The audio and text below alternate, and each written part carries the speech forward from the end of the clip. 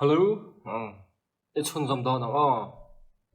mi hring tharau chung chang po kan soi lak lo kan na ya ma ro chu hei kan ti le lo kan aram chan ta na zering kan ti chawzal tu ranga yela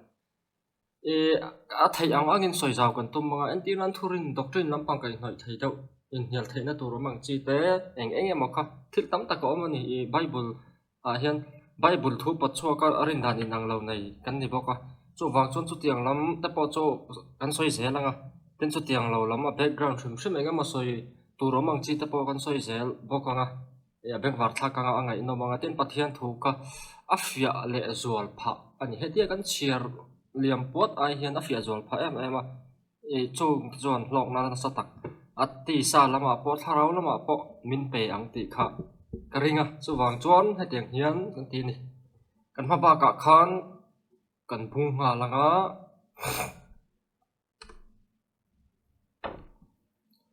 chuan chang som ni pathum borvel akhan kan to pa a ten lalpan zon nai ka ngai te no la thiang lim mari virgin lawa kan soita chuan a poimo lai thurin chungchang thurin kai hnoi zonga po lu thei khak alo amta Emmanuela ti khalo oma papa hringa aminga Emmanuela an sa ang ti soi kha lo thlen theina turin chung zong zong chu lo omani ti kan hmu Emmanuela chu kan hne na pathian om ti na ani ti laia hian oneness le trinity zong ka kan soi tur kha lo om le ngal pang maya heng te voi thak em mang pon se Emmanuel ti kan hena pathian om tia han le lin hi adik lo na pakhat ma om reng lawa amai ro chu ngai sual all set mai ani chu lai tak chu a voi thaka a have right or a strong po hi van or a strong number chu a chon sang ru panga ani ya poetic dramin oma a war zong a soina ni a antir nan with us is god tiang chi ta kha a selfie na lama chonan da om zia chu enga ma soi war do na ya pathian kha kan hne na hian aron om ti sa takin aron om ran pa hrim hrim mo ti na lamani lawa god is on our side kan lama tang ani hlataka om lo kan hnai vaya min tran pui turin om reng kan lama tang ani ti na lamani ma ama ero chu kan hne na hian aron cheng ani ti pon soila dik lo nam lo chan chumin tran pui tura kan hne na hnai reng awangin kan hne na om ti soi po ka suan chu om mia lawa ama ero chu om zia le ko ber nia lang chu pathian chu kan lama atanga min tran pui thin ani chu tianga min tran pui tur chuan a hnai reng hlataka a om lova kan lama hian atanga ti kha om zia pa ngai tak ani na langa chu lai chu kan lak koi ta thina kan hne na pathian om ti kan hne na ron om lom pathian chu hei tunge ni chuang isuan ni ti khama tiang kha alo om ta thina om vewa entin na God who is with us will guide us te ti taila adana dong veo ni kha tiang kha chu pathian kha kan hne na oma ani chon min hruayang pathian kan hne na oma chon min hruayang min kai hruayang ka tiang chi kha oma ka mara cho kha ta khana dana dang em kan hne na oma min kai hruayang kan lama atang ti nangot ni loi pathian kha kan soi fia ta ani na pathian chungcha ha kan soi fia delta chu nen chuan ai nang chia lo deuh ani God is with us with us is God han ti chu ama ro chula koi tur kha kan mu ta thina chulai chu soi tur tam ta ka oma khala ya kan ka soi to ang khan chuan chu ti lo zong pa chuan soi ta ila Isu Krista chu kan hne na oma pathian in ron tir ti chiang takin kan huwa zo na bung thum chang som paruk ringot po hi to em ten Isu Krista ber po chu kan hne na tu na om le talawa hringa hranin wana alon le to a thia tho le hnuwa chu min hnuwa chuan kan chak lo na tamin puya min thlamon turin min kai roi turin tharau thiang hlim chu ama hmingin pai na ron tir chu chiang takin bible kan hu le chu ti ni chuan tharau thiang hlim kan hne na om hi Isu min om puina ni a chan chu Isu ron tir ani wang chu ti ni chuan pathian kan hne na om Emmanuel hi Isu engang po chu lo ni salangin và nó bắt thiên pa bắt thiên hay cần hiền na hiền nó còn khó tắc tắc thì làm thế nào bắt thiên nó còn tìm miêu vangin Isu Krista cần hiền nó lâu chu cần hiền nó bắt thiên đàn bắt thiên nên min bui đàn nó lâu này thấu thấu mà cái mi lom chu mi tir tu lom anh nè nang ni lom chu cái mi lom anh nè chu chu nè bắt thiên thu Isu thu soi cần mang xem xem bắt chu vangin cái tiền khai là nè ta thấu thấu hắn là có hắn anh mà viết tu thì lâu mà rõ chu cần buổi ta train thấu bốc xì chu vangin soi ngay ta anh nè chu mình ngay Isu anh sáng thì Isu thì xem xem hết right trong Isu ti tu ni ta kan Isu kha mình gì hi nana fa pa zo so kan ti mai po hi Greek trong Isu Krista mình gì khan Isu Krista mình gì dan khan ai in ang chi hết right chon pathian in chan dam emo pathian chu chan dam na ti na emo ni Isu Krista hian pa pathian mình Yahweh kan ti ya mình phel kha pu ti na ni chu helai ta po hi kan sa thup in ka ringa kan soi shrim manga e chuan khami chung chang kha kan soi zau bel hlek anga chete in Johana kan kala helai thu hi riat fi angai apoi mo lu tuk tlat zona bung som chang som thuma ke le pa chu pum khat kan ni ti ni so na so heta hian pathian tuka in chhuai nan thria ni pathian in chho hial khan an thria apu tu ta juda ten ni wangin atu tuka nge in chho chiang lu tuk pa pathian tuka ke le pa chu chiang sa reng tra an pathian tuka kan in chho pathian soi chian ni nan pu ta ati chuan juda te chuan an den na turin lung an char le tin ni so na ni chu bia pa ne na chuak na tho tha tam tak en tir che u khang ha tho ta jinga khan na eng wang khan nge lunga mi den don hi ati zuda te chuan a hne na tha chunga lungin kan den don lo che hi pathian ni soi chiat chunga le nang mi hring ni si pathian na in siam wang zok hian ani ti in an changa chiang tro an pu na khi chuan ison an hne na in dan le khabu pathian te in ni kati ti ziak ani lovem ni ti tat chat maya he thui khoi mi nge kan ti chuan sam somret pahnih chang ro hay ran da lan hi ma ison awalak chhona kha sam somret pahnih chang ro thu ni ya lo en ula sam kha chu kan va en kher lawanga thil chiang takan hu ta ka chu pa ina ruata khovela atir chunga hian pathian fa pa ka ni ka ti awangin pathian ni soi chia in tiam ni mo kapa na thok ka ni lo chuan miring su ama ero chu thok ka ni chuan ke miring lo ma ula na tho ta tal hi ring ro pa ke ma ti le ke pa ka ti in hriata in rin nan ati a changa ti kan mu ti chuan chiang khop mai su chan dan hi trong chu ti chuan an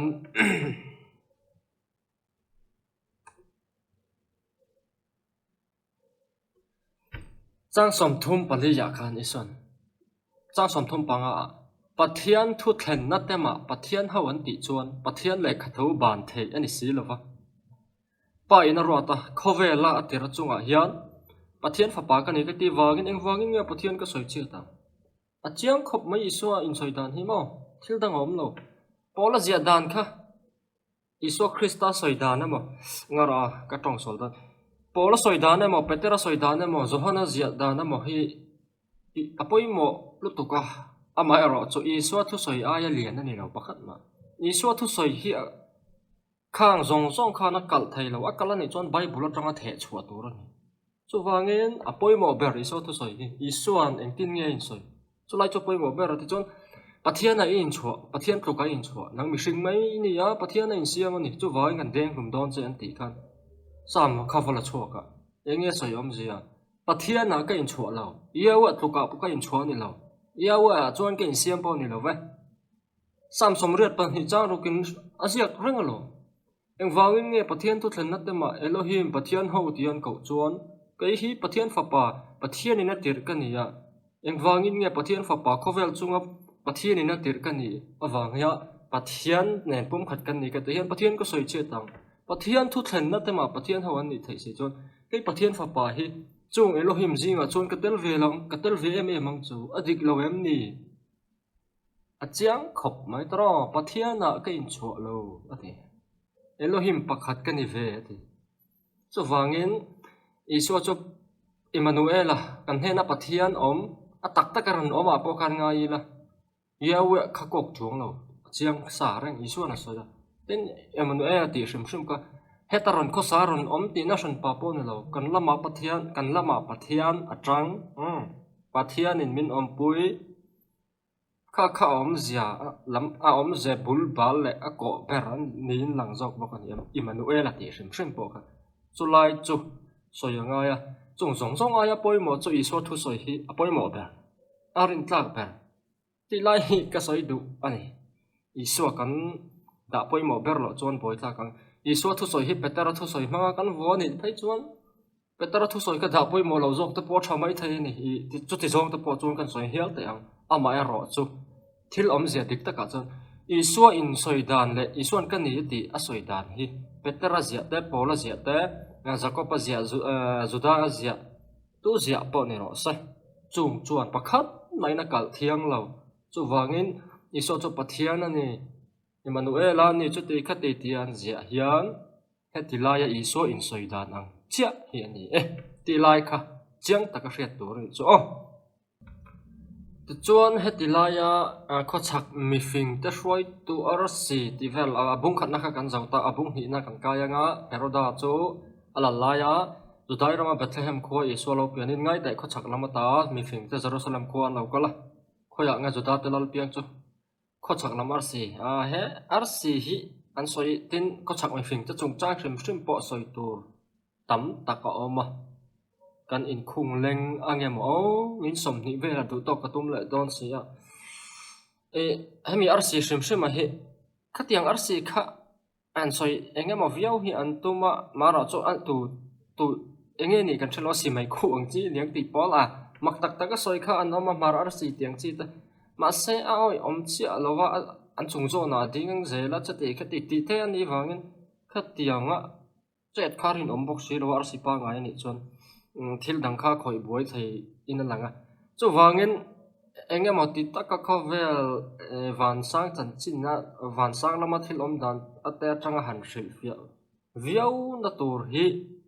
a oi om tak soi tu nen om lem lo ni ka hria oi om ve deuh pakhat chu pathian om puina sekina kan ti kha pathian om puina eng in hruai ania pathian om puina van tir ko te po dorampu te hian in lara lo eng thi nga khatiang deuh khan pathian om puina engemo makdang lam tak eng khan hruai niang mai an le chhum ding te po na hruai mai chu tiang chuan arsi angin pathian om puina sekina khan hruai niang ti hi apom om ka ti ni he chuan ma chu wangin helai hi khakhala apom om ni in ka hria chuan heng kho chak mi fing ati te hi tu tenge kan hrelowa engpo ni se hemi atong kam a hi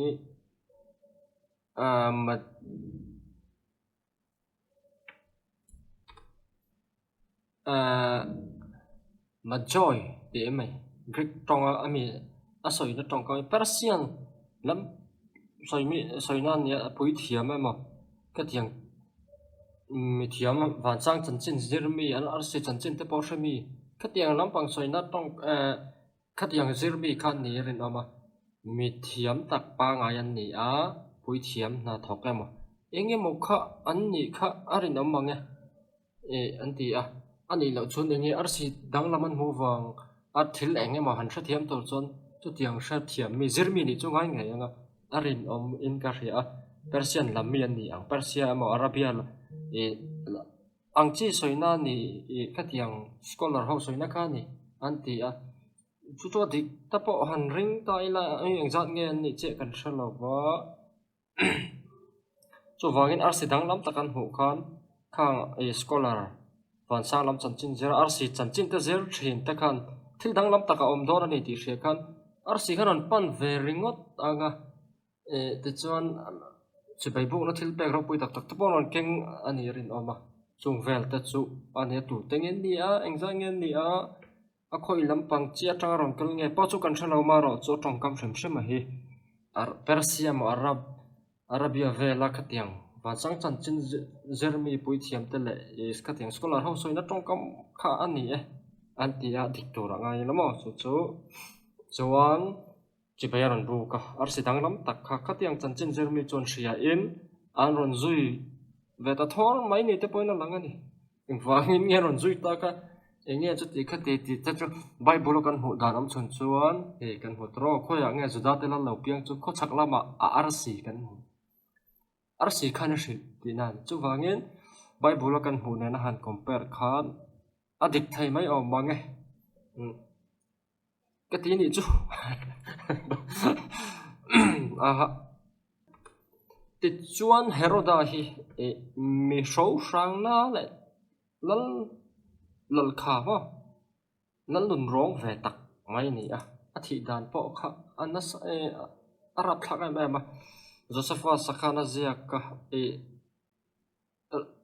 Heroda shim shim hi ro pui du mi a min khami in ro pui takin she zo isela a thil ti te wangin mu ro pui em sela tia khatiang du mi khani wangin zuda ta temple po sak that sak pop maya na pa mi ai lian fe in abul thum zong zong atangin aban te po ai lian zo ai sang zo kan ti khan na sat takin asiam saka chu tiang du mi chun zuda ta ma kho ngai wang ni lo zuda te a khong aya a ma ngai wang po ni lo a ming than na na duwa long chol mun ro pui tak ta po siama chu tiang mi hring chu ani alal Heroda hi a thi dan ta po kha Josepha sapona zia ka Bible a po kan hu aru lu tin ai hlum tin ya Bible Josepha sana zia ka lung ina bo ma han na sat takin na ni chu Josepha sana zia ka Bible ne nei heram em alal Heroda hi cha rura vetin em bokani hey no sena han suat ringot dana te hian ami je tur chu Bible tang chau po hian alang thaya Bible pon lam pia lama chung te chu Heroda chung chang tlemo zong kan han bel du ni ta se chuan Bethlehem hi kan hu amalaki mikabuwa mo kan hu katro ani em mikabunga chang nya Messiah prophecy hi Juda the source anti Bible ani chuta tanga ron langa po chun Bethlehem khuatang in ron chua kanga Davida thani don ani Messiah chuti kha hei hian ron Mathaya ziak po hian Juda te ngai dan le lo mo nge ani ti nem nge tumin Messiah nge ani zia kha Juda te shilfi nan mika ziak khawana chuak ta che ti chon nang Bethlehem Judai ram mi Judai kho puite zi ngai te ber top lo wangin nge khi valak chu Juda ten an Messiah ni ti ka hria se adu wangin thuthlung hui hril lok na kha Isua khana thleng dik tak zet ani ti kha a han hril fia ta an lo oi du chong lem hlai lo mo tam jok chon chu tiang wel chu an la ni Messiah chu Bethlehem ateng lo chu kanga Davida thani yang ti zong zong kha Isua khana thleng dik ani ti kha Mathaya hian hril tumin an siak tan khalai kha at pong pozia lo isu akhana thleng dikani ti kha thon thu zia ena mo shet ve shim ta na zia kan lo Juda ten lo sha ve sala an Messiah an nga nge khani ti hria se do wangin afa thor chhuwa ka isu akhana bel ti lai ta po kha mat aziak to tang hian chiang ema te chon chu me nu chuan Heroda chuan arokin mi fing te ka wa dil chu taken amara chunu manglama hang chu soi ngai lo wa thil soi zui tur om chung lo wa tro ti chuan an chunga ai kupta ramatlan thu a hian soi tur om tin an ho nu in ngai te lalpa van ter ko Joseph ne na amanga in lara thola no te le anu hruai la ai kupta ramatlan bo ro ka hril ma ka lo hril le ma lo cha zong chu ta chon om regang che Heroda no te chu ti bo ro turin a zong do na ni ati ti chuan a thawa a zanin no te le anu chu an hruaya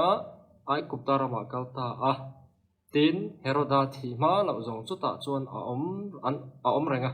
lalpa zol nei ka fa pa chu ai kupta rama ta ka kau cho kang tia soi khalo thlen the nan ti ti lai hi Hosea bung som pakhat chang khat thu ani le thu khung hluya Messiah chung chang ro hril lo na le eng mo kha Isu akhana dikani ti adik zia kha Bible chang pathian thu Juda ten tanak am tiang ngai ro kuya me matrakana shilfia char mai ni chu lai so mathaya ziak phe a that na ania Juda te tan tak po a that na chu an pathian le khathu mang ve kan shilfia ngar maya pat di armana ra chon no sen tha thu thai Bible pon lama his record hu tu rom lo chu te khate atia tin ai kuptara man kal te po hi thil in khuang rol lo om khana ria ziak trau mai na kin a chu next kan soi tu ranga ila tu na so many son ni lo ni le ta a ya ka tiang zong lo clear te po khan om vai ama Bible hi chu wangin chung chu kan la sai chun zo manga tu na tan chuan kan du to riang kan trong dan te hi ani nom thin si ama